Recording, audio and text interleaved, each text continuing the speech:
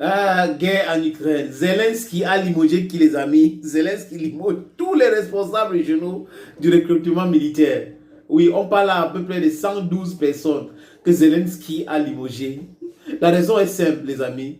Corruption, corruption, corruption. Oui, les conscrits qui donnent de l'argent pour ne pas rejoindre l'armée ukrainienne. Les recruteurs qui prennent de l'argent pour ne pas envoyer les gens au front.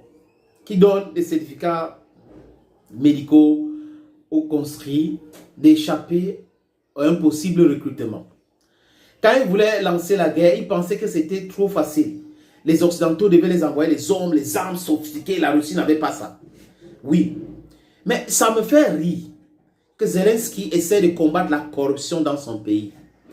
Et apparemment, c'est le fait de ces recruteurs militaires qu'on a limogés que l'Ukraine n'arrive pas à gagner la guerre. Mais comment les gens peuvent être naïfs comme ça? Ça, c'est la naïveté, les amis. Les gens ne veulent pas faire la guerre. Donc, si vous les envoyez même au front, ils vont se livrer aux Russes.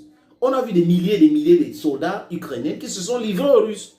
Mais les médias mainstream, les médias mensonges qui ont la narrative américaine et otanienne, je peux dire ainsi, passent leur temps à nous donner la fausse information.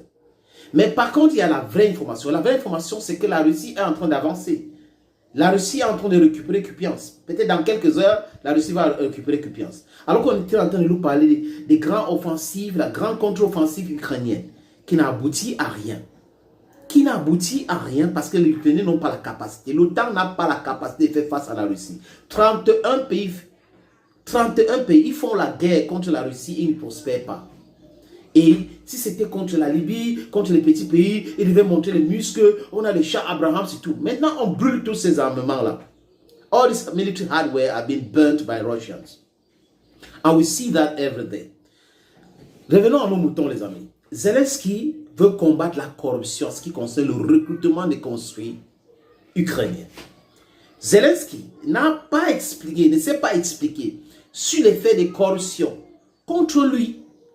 On parle de 400 millions de dollars détournés, qui était l'argent pour destiné à acheter le carburant pour l'armée ukrainienne.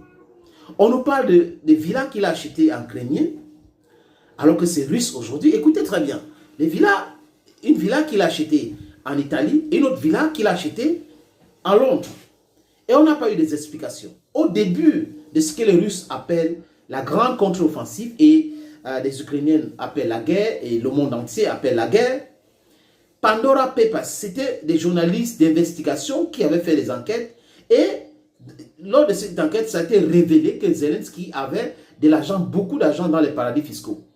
Et on n'a pas vu les Occidentaux, Transparency International, mettre la pression pour qu'on arrête ce monsieur. Parce que Zelensky, ce n'est pas Ukraine. D'autres personnes peuvent diriger ce pays et que Zelensky nous explique où il a pris cet argent, qui lui a donné cet argent. Mais quand vous regardez bien cette histoire, vous allez comprendre que les Biden, les Obama, les Hillary Clinton, Bill Clinton, ils sont impliqués dans cette histoire. C'est pour ça qu'on étouffe. On étouffe. Heureusement que les prochaines élections aux États-Unis seront gagnées par Donald J. Trump ou toute autre personne qui va venir mettre la lumière sur toutes ces choses-là.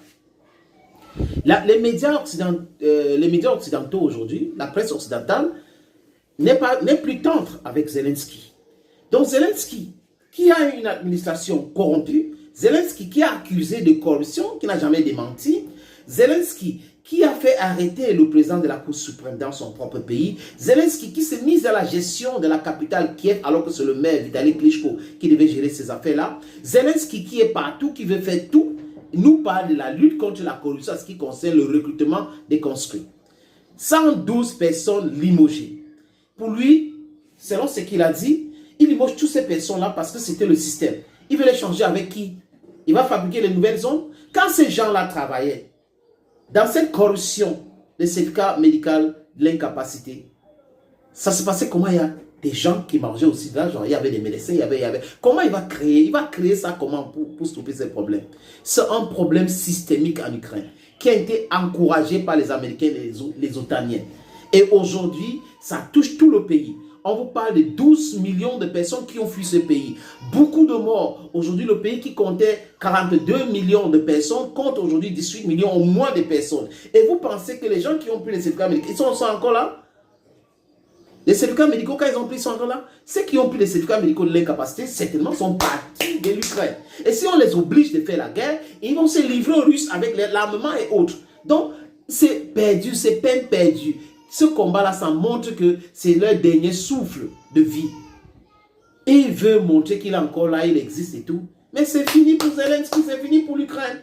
On le disait tout le temps, la paix, dialoguer, n'écoutez plus les Américains, ils ne sont pas fiables en amitié. Les Otaniens ne sont pas les gens fiables en amitié. Ils n'ont pas compris. Ils sont laissés entraîner par cette supposée puissance des Otaniens et autres. Aujourd'hui, ça se voit que c'est des faibles, c'est des manipulateurs, c'est des roublards.